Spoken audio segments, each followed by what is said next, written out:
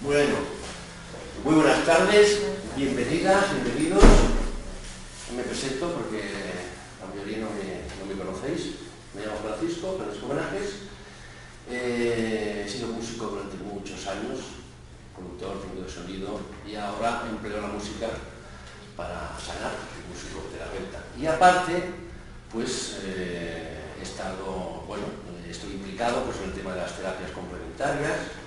Me gusta llamarlas complementarias en vez de alternativas, porque pienso que son un complemento perfecto pues, para la medicina tradicional, ¿no?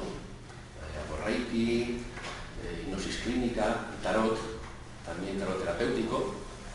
Tengo un libro editado y ahora estoy a la espera de editar otro. Entonces, una de las cosas que me interesa mucho en el tema de la psicología, de la psique, de las personas, es la mitología, los mitos. ¿Viven en nosotros los mitos? ¿Es una fantasía todo esto que nos cuentan de los mitos egipcios, griegos, aztecas, mayas, hindúes? Todas las grandes culturas tienen sus mitos. Y algunos concuerdan más o menos, independientemente de los personajes que integren el mito en sí. Sí que, por ejemplo, en el mito de la creación es muy habitual encontrarlo en todas las culturas. En la Biblia está el mito de la creación, pues cristiano, católico, que se asemeja mucho a mitos pues, de los hindúes, de los mayas, de los aztecas, de todas estas tradiciones.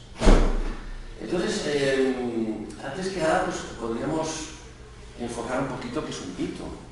¿Qué es el mito? Porque hay mitos modernos.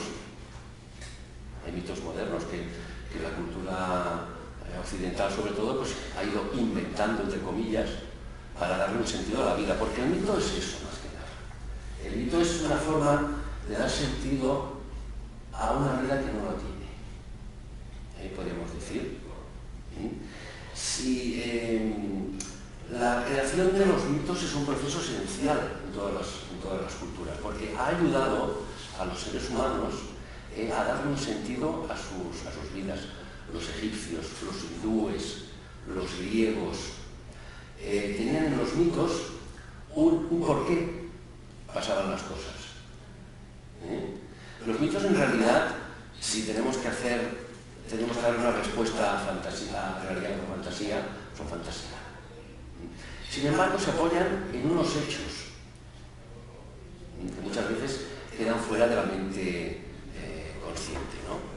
Los mitos narran hechos en sí mismos. ¿Sobre qué? Pues sobre el origen del universo, sobre el origen de la vida. Generalmente giran en torno a un personaje o varios personajes. Y la mayoría de estos personajes son de índole sobrenatural. Dioses, semidioses, monstruos. Los tenemos en todas las culturas. Por ejemplo, nosotros en la cultura occidental conocemos mucho los mitos helénicos, los mitos griegos, además porque se han hecho muchas películas sobre ellos.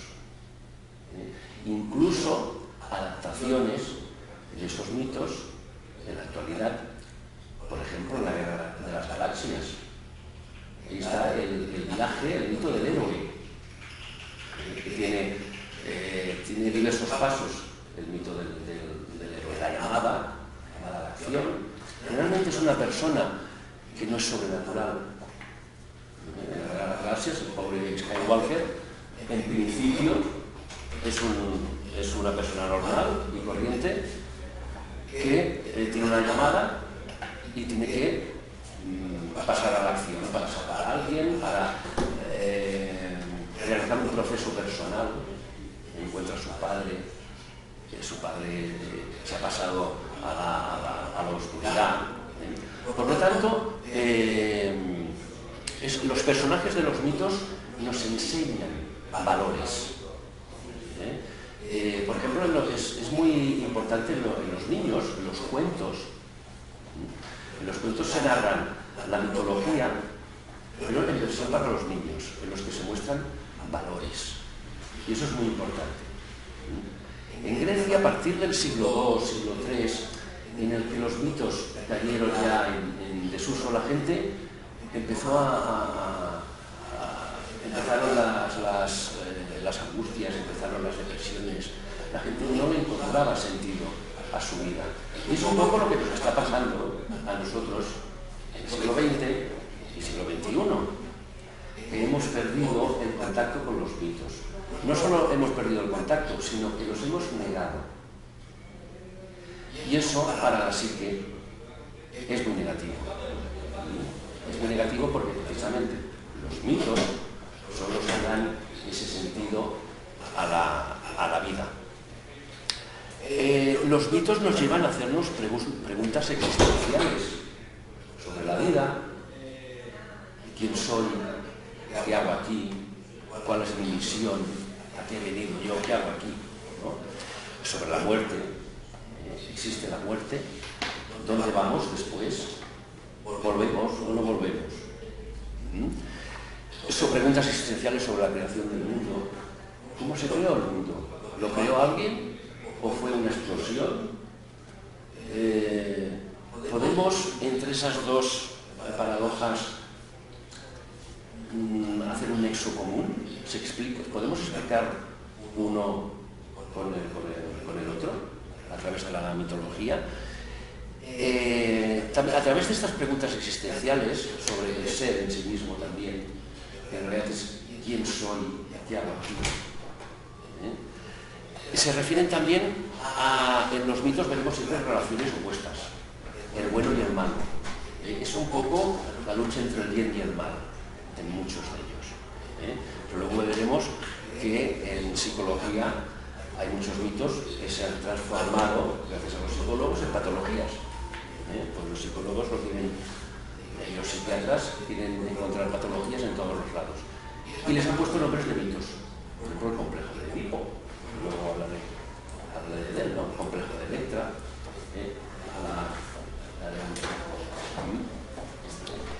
y esas preguntas existenciales que vienen a través de los mitos nos sirven para enfrentar nuestra vida.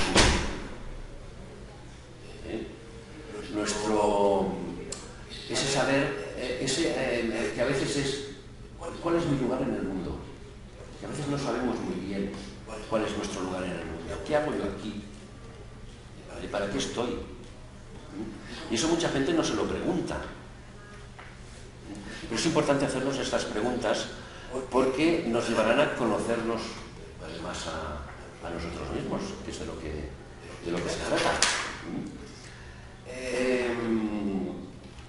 Mircea Eliade, que era uno de los estudiosos más grandes de la mitología, dice personalmente, la definición que me parece menos imperfecta, por ser la más amplia, de mito, es la siguiente. El mito cuenta una historia sagrada. Relata un acontecimiento que ha tenido lugar en el tiempo primordial. O sea, los grandes mitos vienen del origen. Entonces, no se sabe dónde han salido los grandes mitos.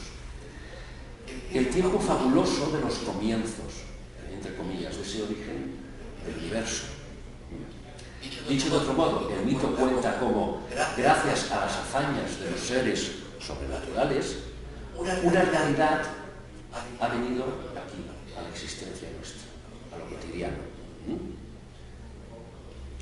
Sea esta la realidad total, la del cosmos, la del universo, o sea un fragmento de la realidad.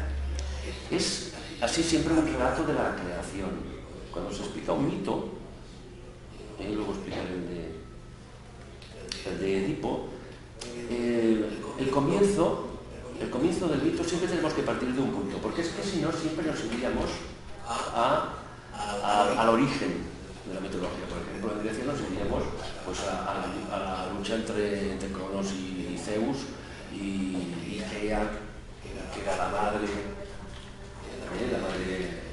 universal del cosmos. O sea, tenemos que partir siempre de un punto, porque si no siempre nos iríamos al principio. Ocurre igual en los hindúes, en los mayas. O sea que tenemos que partir de un momento. Hay 4 funciones en el mito. Una es la función mística.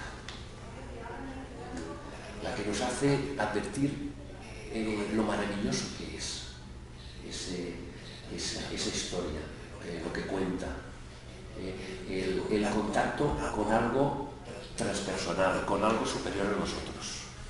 Esa es la función, una de las funciones del mito. El mito abre el mundo a la dimensión del misterio. Siempre hay un misterio ahí. Hay un misterio y una enseñanza en todos los mitos. La segunda es la dimensión cosmológica, la dimensión relacionada con la ciencia. Me parece una tontería, pero parece que el mito, evidentemente la ciencia ha negado el mito totalmente. Sin embargo, tiene una correlación científica, que a veces escapa de la mente, pero que sin embargo está ahí. Eso es muy importante. Nos explica, por ejemplo, el origen del universo, que no tiene que estar confrontado el mito con la ciencia. Incluso el Big Bang es la teoría del Big Bang. O sea, es una teoría, por mucha ciencia que sea, sigue siendo una teoría. Nadie sabe cómo se creó el universo. Todos son teorías.